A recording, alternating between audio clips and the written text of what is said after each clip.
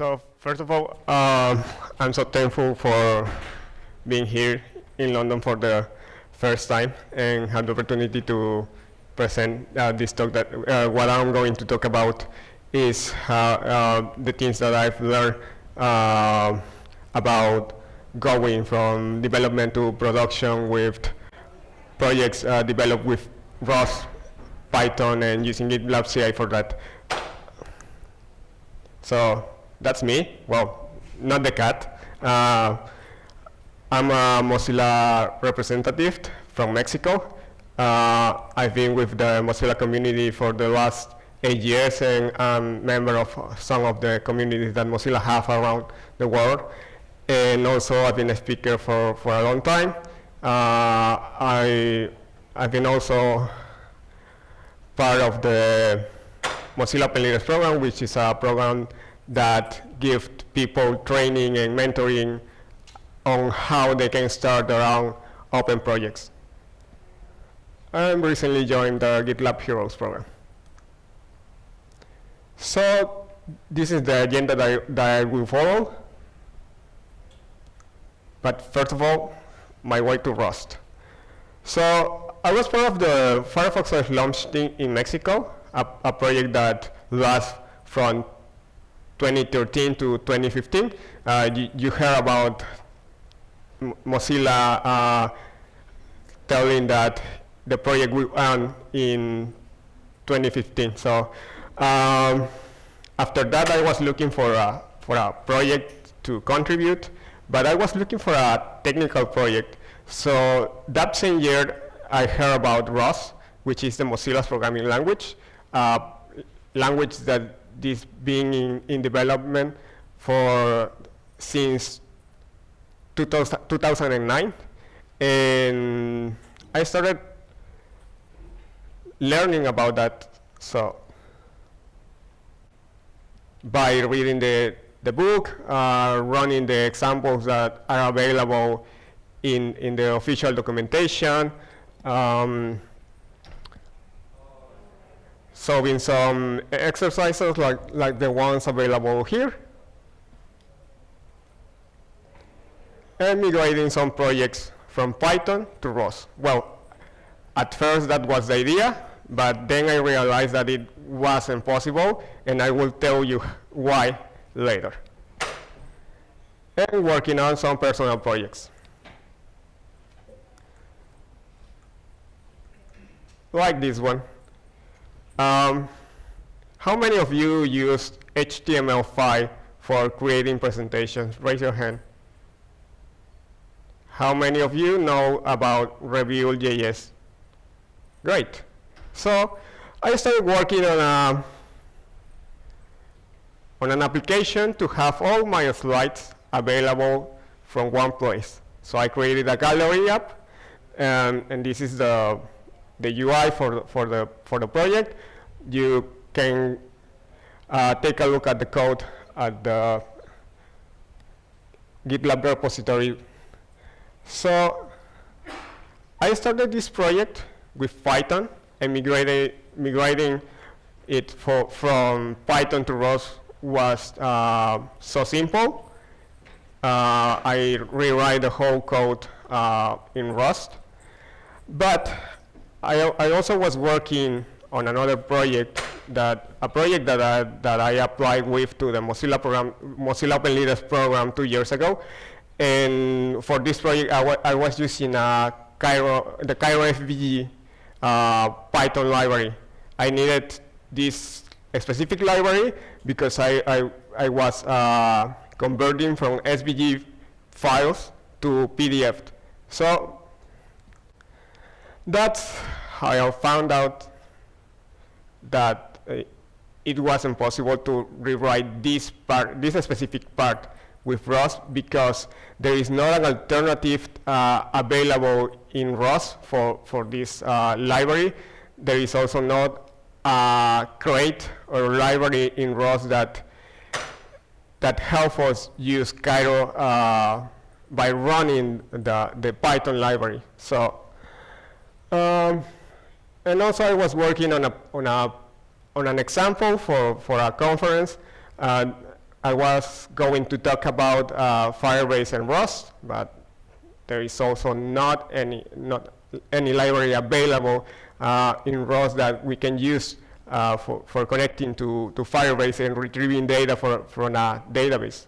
Well, there are 3, but none of them are working. So the solution I found is to use Python.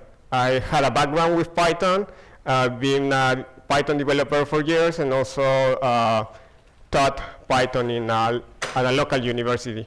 So that was the solution, and I found 2 crates, CPython and Python3, that I can use for executing or running Python code directly from Rust, and that also can help us to write Python models using Rust code. I've been using both of them, but for what I'm going to talk about, I was using CPython. So if you go to Crates.io, you could find some libraries that you can use for running Python code from Rust. But the 2 that I talked about before are the ones that are more mature on really use Python and Rust for building applications.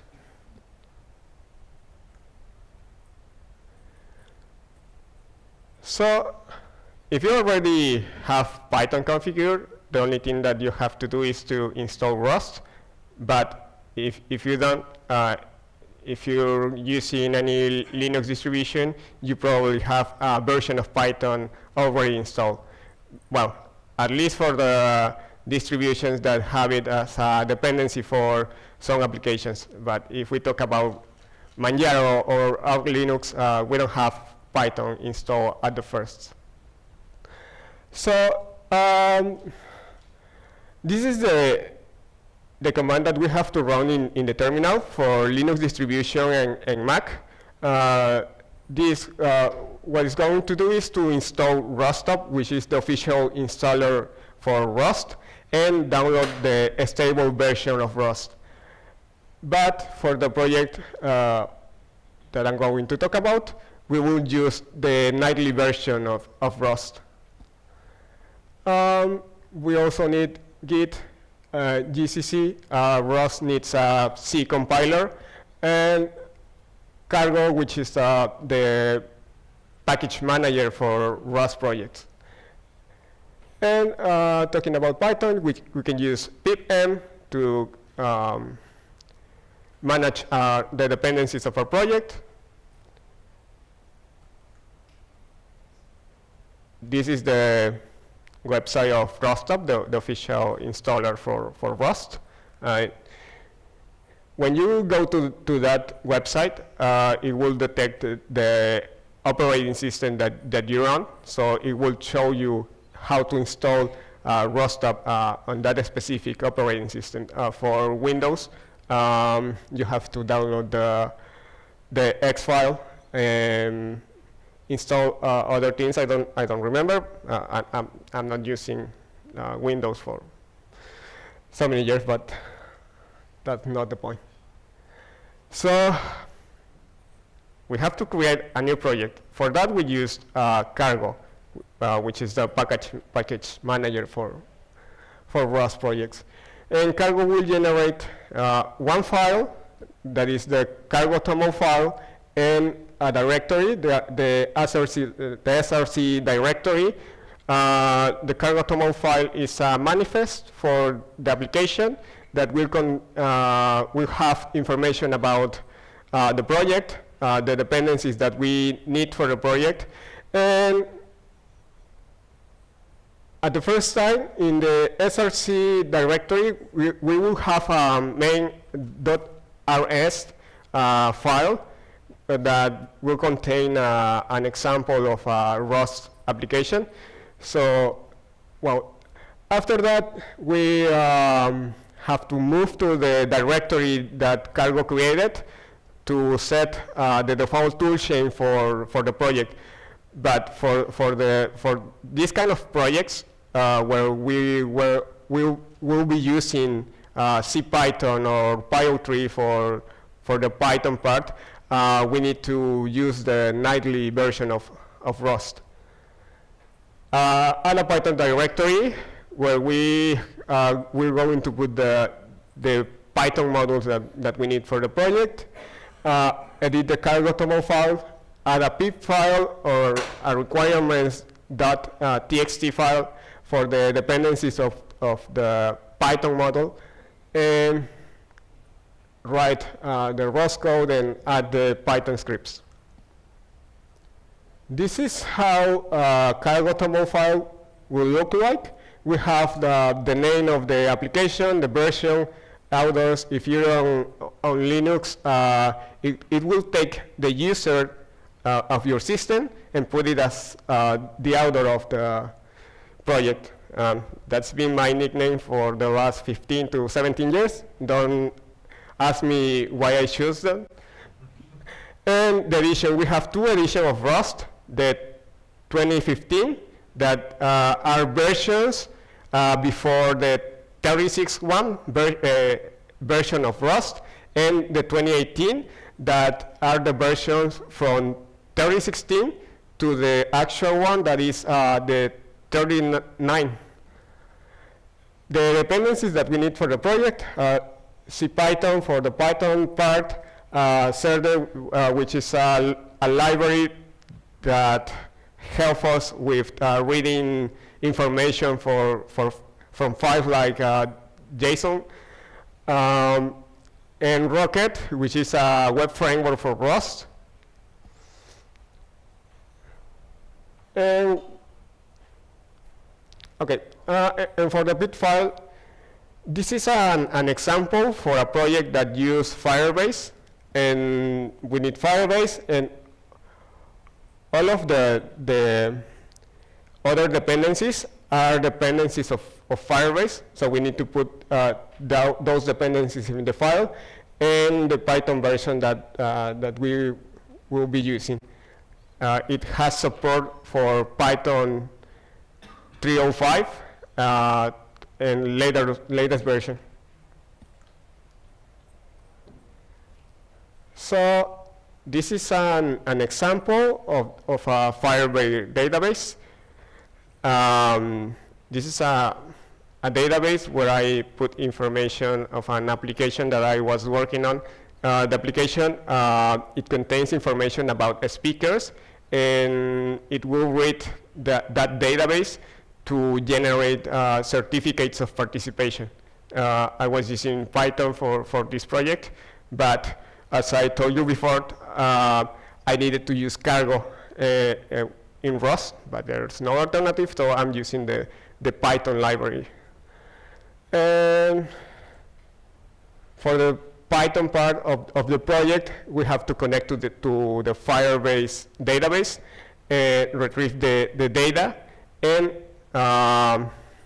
save it to a variable that later we will convert the value to JSON so that Rust can read correctly the data and pass it to the HTML5. So I found more problems. I started learning this at the beginning of the year, and unfortunately there is not enough documentation about it. So the problems I found, I didn't know how to call a Python script from the Rust file, didn't know how to pass a value from Python to Rust. In the GitHub repositories for these projects, well, at least for the library that I'm using, there is no information how you can do those tasks. So I started reading, and thanks to Stack Overflow, I found a solution. I am also looking through DuckDuckGo. I'm not using Google, so.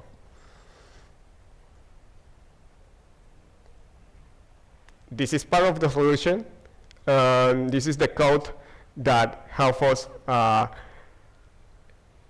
running the Python script from Rust, execute the function that connect to Firebase, retrieve the data, and this function will give back that value to Rust as a JSON.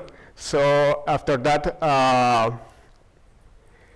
the Rust code will convert this set of values to a hash map so that we can pass that information to the HTML file. So after I solve all of these problems, we have to compile the project, then run it. And if we go to the browser, we will see something similar to this, and the GitLab repository where you can find this example. What is doing? Create the Firebase database and show it in a HTML file.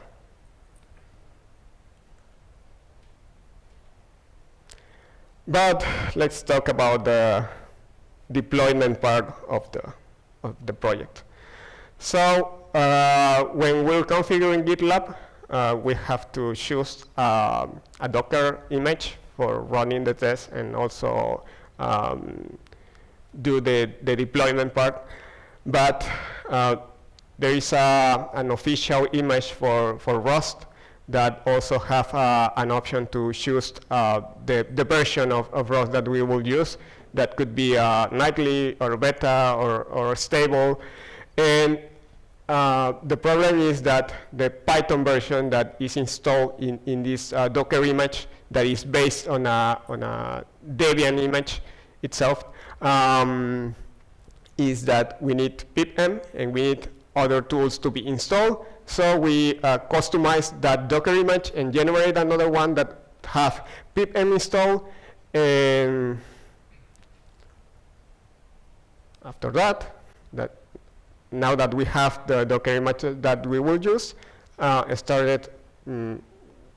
continue with configuring the project, but by creating a repository. And upload the code using the terminal or a Git client like Gitkraken. And if this is going to be an open source project, even if it's a personal project, I recommend that those files should be in the repository. A README file that will contain information about the project in general, how you can configure the development environment, any other information that people that go to the repository needs to know. The license of the project, information about how people can contribute, and a code of conduct. And talking about the configuration, we have a gitignore file. We can generate that file using gitignore.io.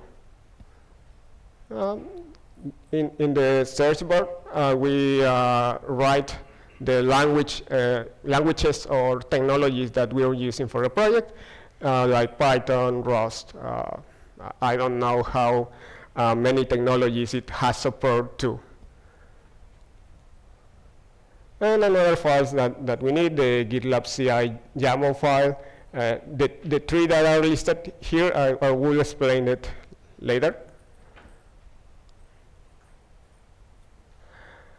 What are those files? The proc file is a way to tell, especially if you're using Heroku, it's a way to tell Heroku where is the binary file of the project. We need to remember that we're developing this project with Rust, so it will generate a binary file that needs to be executed. So that's the way that how we tell Heroku what to execute. And as it is a project that when we are using Rocket, so we have to specify that it will get randomly the port that the application will use. And a ROS config file that will contain the version of ROS that we were using for the project. And then the Rocket Toml file that will contain general information about the how it's going to, well the ports that it needs to be open so that that we can access the project for the URL. The GitLab CI YAML file will look something like this. We have the build part and the production one. This is a general example. This is not a complete example, but it should look like this. And something important, document your projects.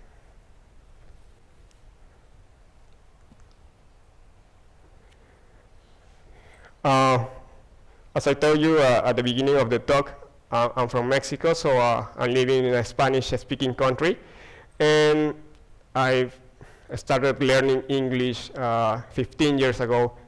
That means that I'm in a privileged position, but when we're writing documentation, sometimes we forgot that not so many people have the opportunity to learn English and I'm talking about English because most of the information and documentation of technologies are available in this language. So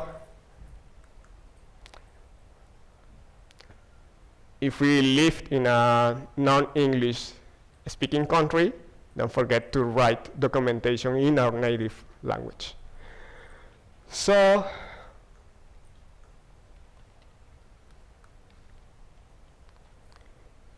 and I'm doing this as a personal project at this moment, but I want the community to get involved.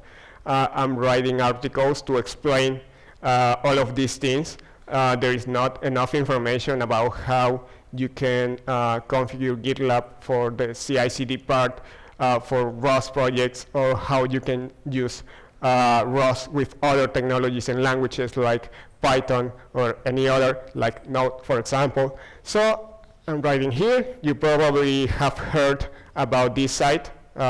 Any of you have heard about the practical depth? Great. So this is my profile. Here you will find some articles that I've already written.